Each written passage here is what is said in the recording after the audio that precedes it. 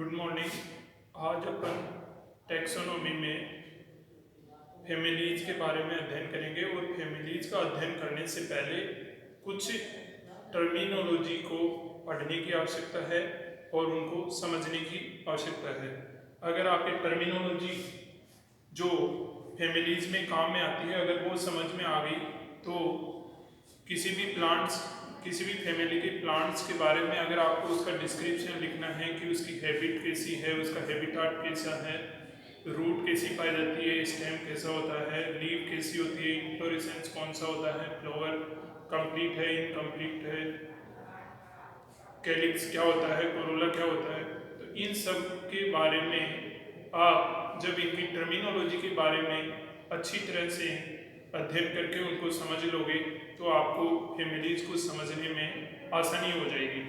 तो सबसे पहले अपन जो फैमिलीज की डिस्क्रिप्शन में काम में लेते हैं टर्मिनोलॉजी, उनमें से कुछ जो स्पेशल टर्मिनोलॉजिकल वर्ड है उनका अध्ययन करेंगे। अपन जब किसी भी प्लांट का क्लासिफिकेशन लिखते हैं तो सबसे पहले अपन उसका क्लासिफिकेशन लिखते हैं।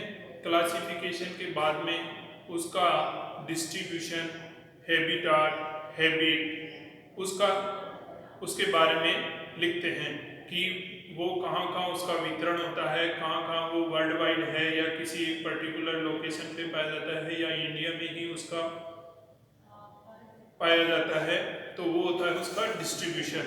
फिर आता है हैबिटाट। हैबिटाट का मतलब होता है कि उसका आवास कैसा है, मतलब वो टेम्परेट रीजन में पाया जाता है या ट्रॉपिकल रीजन में पाया जाता है या एक्वेटिक एनवायरनमेंट में पाया जाता है, कौन सी वो वातावरण में पाया जाता है, वो उसका हैबिटाट होता है। फिर आता है हैबिट। क्या आता है? हैबिट।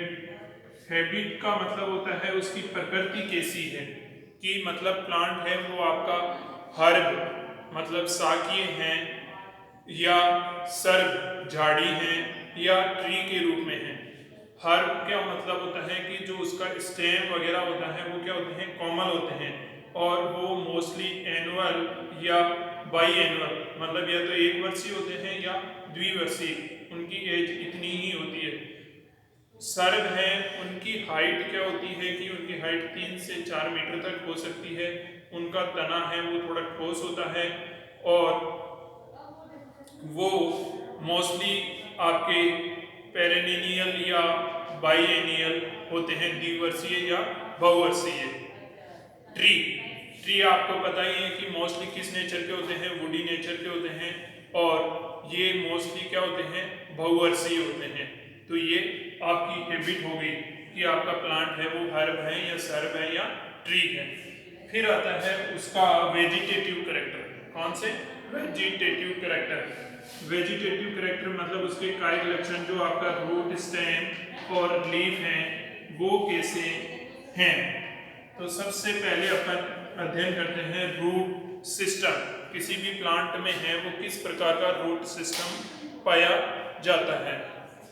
रूट जो तने का अंडरग्राउंड किसी भी प्लांट का जो अंडरग्राउंड पार्ट है जो न्यूट्रिशंस का एब्जॉर्प्शन करता है और वाटर का अपटेक करता है, वो वाला पार्ट रूट कहलाता है। और यह रूट है वो दो प्रकार की होती है। एक होती है टैप रूट सिस्टम जिसको अपन मूसला मूल तंत्र कहते हैं और दूसरा होता है आपका एडवेंटिशियस रूट सिस्टम, अपस्थानिक मूल तंत्र। अब इधर देखिए ये एक आपका प्लांट है जिसमें ये इसका एरियल पार्ट है वो आपका स्टेम वाला पार्ट है और ब्रांचेज, लीफ वगैरह है और नीचे यहाँ जो आपके अंडरग्राउंड पार्ट है वो वाला पार्ट आपका रूट है। टैप रूट सिस्टम में क्या होता है कि जो आपकी रूट है वो मेन रूट सिस्टम है वो एक तो सॉलिड होता है और वो भूमि में जो अर्थ में है वो गहराई तक जाता है और इसकी में या तो एक ही उसका मेन रूट होगी और कुछ में है उससे ब्रांचेज के रूप में पार्शियल रूट्स और निकली रहती है, लेटरल रूट्स और निकली रहती है, तो इसको कहते हैं टैप रूट सिस्टम। क्या कहते हैं? टैप रूट सिस्टम, मूसला मूल तंत्र। और ये मोस्टली डाइकोट प्लांट्स में पाई जाती है, द्विबीजपत्री पादपों में। किसमें पाई जाती है? द्विबीजपत्री पादपों में। दूसरा होता है आपका अपस्थानिक मूल तंत्र या एडवेंटिशियस रूट सिस्टम, जिसमें क्या होता है कि जो आपकी रूट है उसमें बहुत सारी फाइब्रस लाइक रूट्स, छोटे छोटे छोटे, ये भूमि में एक तो गहराई तक मिल जाते हैं और एक बंच के रूप में बहुत सारी हेयर लाइक स्ट्रक्चर्स निकली रहती है, और इसको कहते हैं अपन एडवेंटिशियस रूट सिस्टम और अपस्थानिक मूल तंत्र। यह मोस्टली जो आपके एक बीजपत्री पादप हैं उनमें पाया जाता है। किसमें पाया जाता है? एक बीजपत्री पादप में। और जो मोस्टली हर्ब नेचर के होते हैं। किस नेचर के? Herb nature. मतलब उसमें क्या होता है कि तना क्या है, ज्यादा जो है वो कठोर नहीं होता है और ज्यादा ऊंचाई तक पे नहीं जाता है। उनकी मोस्टली हाइट ज्यादा से ज्यादा 5-6 मीटर तक हो सकती है, सॉरी 5-6 फुट या 10 फीट तक हो सकती है। फिर आता है आपका स्टेम, तना। जो किसी भी प्लांट का जो वायवीय भाग है, एरियल पार्ट है, वो क्या कहलाता है? उसका तना। अब ये तना है वो आपके डिस्क्रिप्शन में कहीं भी आप देखोगे तो फर्स्ट तो यह लिखा हुआ रहता है कि आपका स्टेम है वो हर्बेसियस है या वुडी है। तो अगर ये लिखा हुआ है तो इसका मतलब है कि हर्बेसियस का मतलब होता है तना शाखी। मतलब आपका जो स्टेम है ये स्टेम ये आपका क्या है? शाखी नेचर का है, कॉमन है। मतलब ये इसको इधर उधर टिल्ट कर सकते हैं। जबकि वुडी जो आपका स्टेम है वुडी प्लांट्स में, वो क्या होता है कि तना कठोर होता है और उसको अपन इधर से उधर टिल्ट या उसको हिला नहीं सकते या घुमा नहीं सकते हैं। तो वो होता है वुडी। वुडी नेचर का जो स्टेम है वो मोस्टली डाइकोट प्लांट्स या ट्री में वक्स जो बहुत ऊंचे पादप होते हैं उनमें पाया जाता है। जबकि हर्बेसियस जो आपके बीजपत्री पादप जैसे गेहूं, जो आपका बाजरा है, इनमें पाया जाता है। अब इसके बाद में जो तना है वो आपका गोल है, सिलेंड्रिकल, राउंड है, गोल है या सिलेंड्रिकल, बेलनाकार है,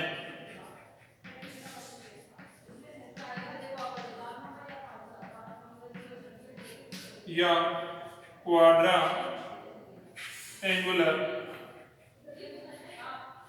चतुष्कोणीय। मोस्टली प्लांट्स का जो स्टेम होता है अगर उसको देखें तो अपन कैसी होता है? सिलेंड्रिकल, बेलनाकार। कैसा होता है? बेलनाकार। लेकिन जैसे आपने तुलसी देखी होगी तो उसका जो स्टेम होता है वो 4 उसके चौखंड, मतलब जिसको अपन क्वाड्रा एंगुलर, 4 उसमें कोने दिखाई देते हैं, तो वो चतुष्कोणीय प्रकार का होता है। अब इसमें आगे जो आपका अपन डिस्क्रिप्शन में लिखते हैं एरियल है या अंडरग्राउंड, मतलब वायवीय है या भूमिगत।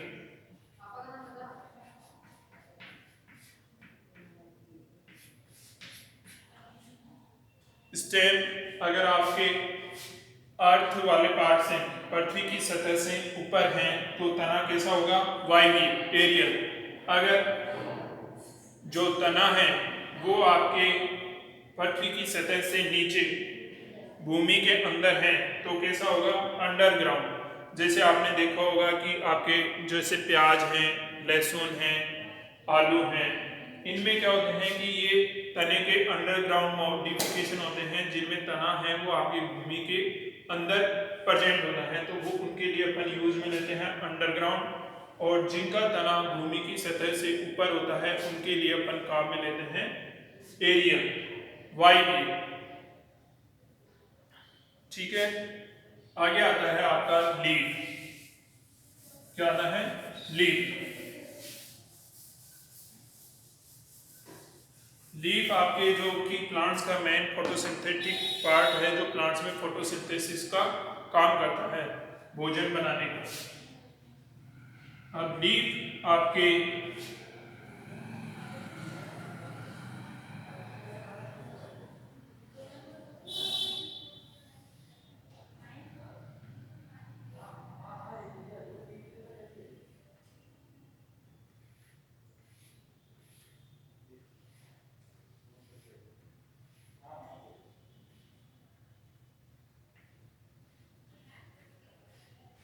ये आपके एक डाइकोट लीफ की स्ट्रक्चर है,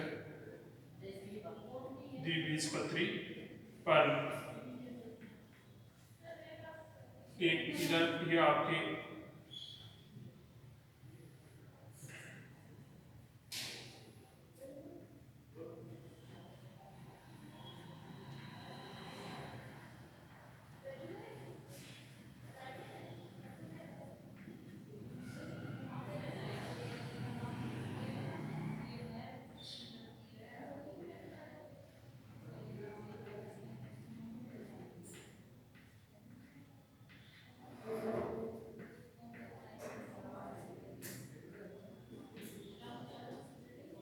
ये आपके एक डाइकोट लीफ है और ये आपके मोनोकॉट लीफ है, एक बीजपत्री पर्ण और द्विबीजपत्री पर्ण। अब अपन इसके अगर भिन्न भिन्न पार्ट के बारे में देखें तो ये इसका लीफ अपेक्स, पर्ण शिखाग्र,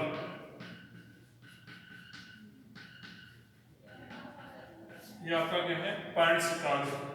ये जो इसका मेन चौड़ा वाला पार्ट है ये कहलाता है आपका लीफ लेमिना, पर्ण फलक।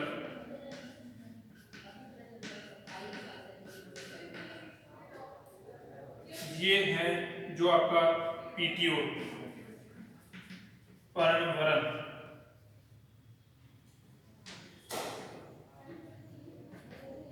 और ये है जो आपकी मिडवे, या जिसको अपन रेकिस भी कहते हैं।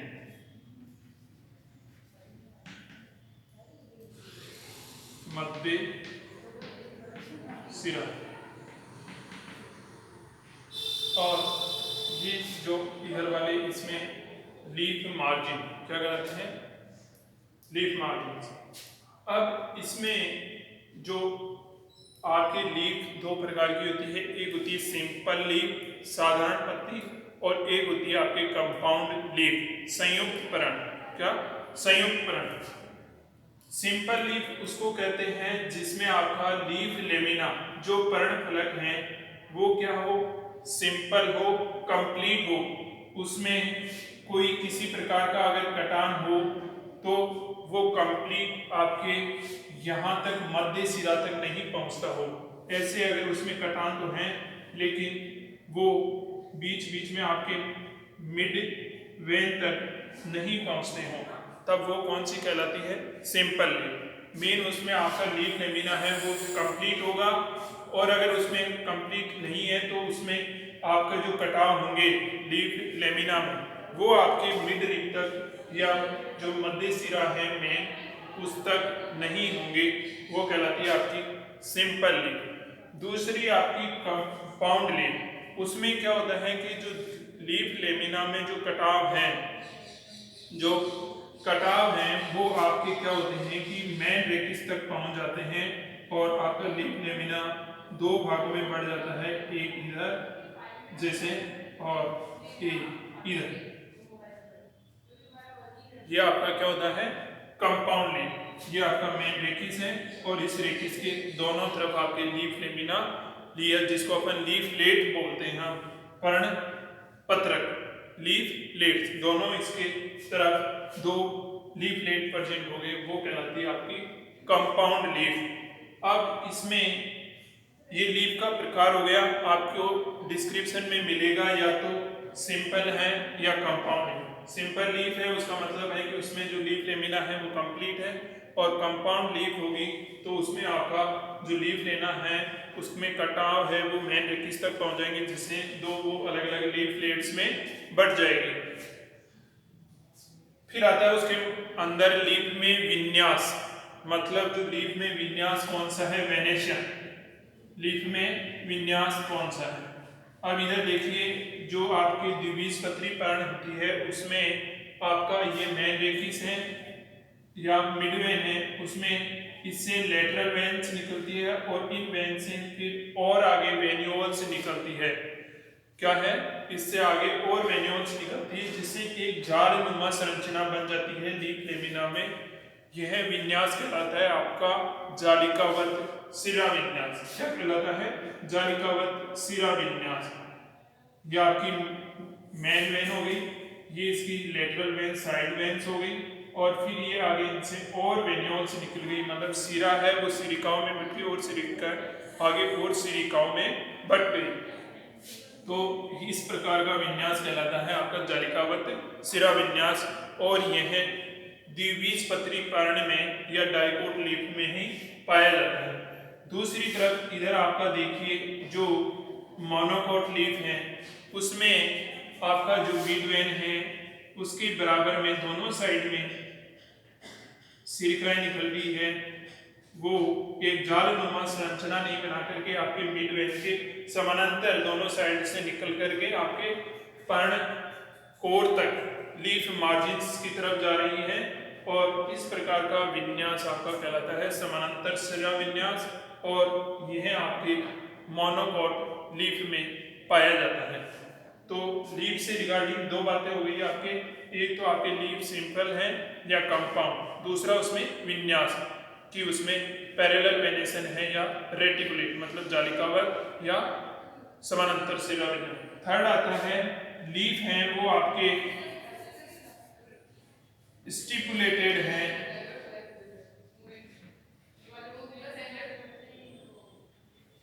या एक्स स्टिपुलेटेड।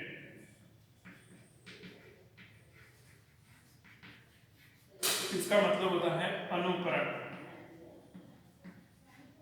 परण उपस्थित, और इसका मतलब होता है अनुपरण एब्सेंट। ये आपकी लीफ का पीट्यूल है, और पीट्यूल के पास में जहां से लीफ अराइज होती है वहां पे अगर छोटे छोटे लीफ लाइक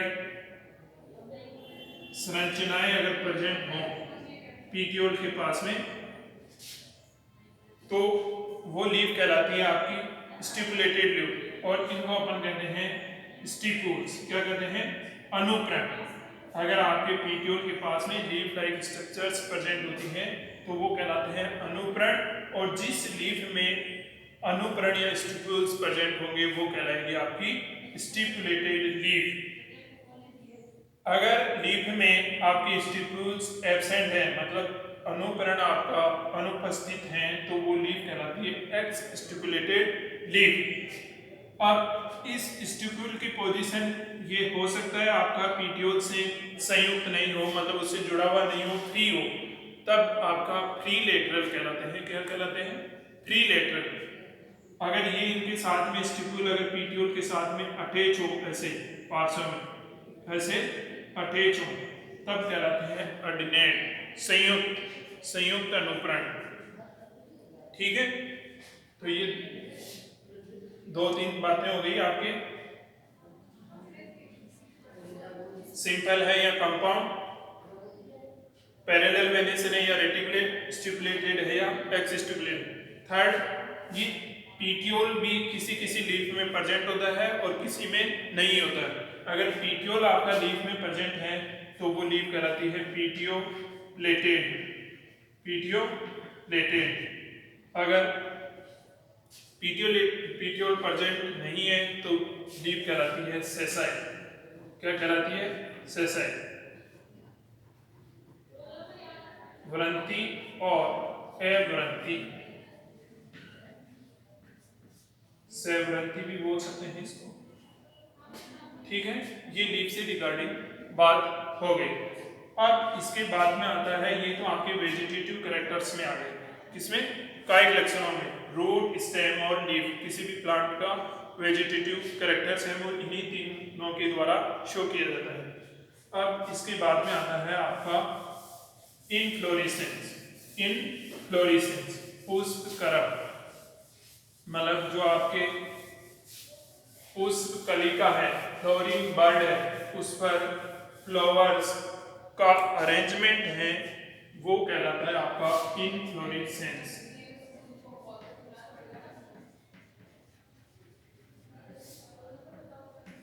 पुष्पकरम। जो आपकी, जिसको अपन टर्मिनल बर्ड बोलते हैं या पुष्प कलिका बोलते हैं, उस पर आपके पुष्प का अरेंजमेंट क्या कहलाता है? इनफ्लोरेसेंस। पुष्प कलिका पर पुष्पों की व्यवस्था है वो पुष्पक्रम कहलाती है। यह मेनली 3-4 प्रकार का होता है। कितने प्रकार का? 4 प्रकार का। फर्स्ट होता है आपका रेसिमोस। किस प्रकार का? रेसिमोस, एसिमाक्सी। दूसरा होता है आपका सेसिमाक्सी, साइमोस। कौन सा होता है? साइमोस, सेसिमाक्सी। और थर्ड होता है आपका वर्टिसिलेटर, चक्रिक प्रकार का। और फोर्थ होता है आपका मिक्स्ड प्रकार। किस प्रकार का? मिक्स्ड प्रकार का। तो सबसे पहले आप इनफ्लोरेसेंस की परिभाषा समझ ली कि पुष्प कलिका पर पुष्पों का arrangement of flowers on flowering bird is called inflorescence. पुष्प कलिका पर पुष्पों का अरेंजमेंट। अब ये 4 प्रकार का मैंने बता दिया आपको। एसिमाक्सी जिसको अपन रेसिमोस कहते हैं, और सेसिमाक्सी जिसको अपन साइमोस कहते हैं, और थर्ड चक्रिक जिसको अपन वर्टिसिलेटर, और फोर्थ है आपका स्पेशल टाइप या मिक्स्ड प्रकार का, जिनके बारे में अपन पढ़ेंगे। वैसे ये वाला पार्ट आपको उधर जो जयश्री मैम हैं आपको मॉर्फोलॉजी वाले पार्ट में उधर आपको पढ़ा रही हैं, तो उनको वहाँ पे विस्तृत रूप से समझ लेना, क्योंकि ये पार्ट वैसे मॉर्फोलॉजी में आता है, तो मॉर्फोलॉजी में आप इनको अच्छी तरह समझ लेना। फिर आता है आपका पुष्प।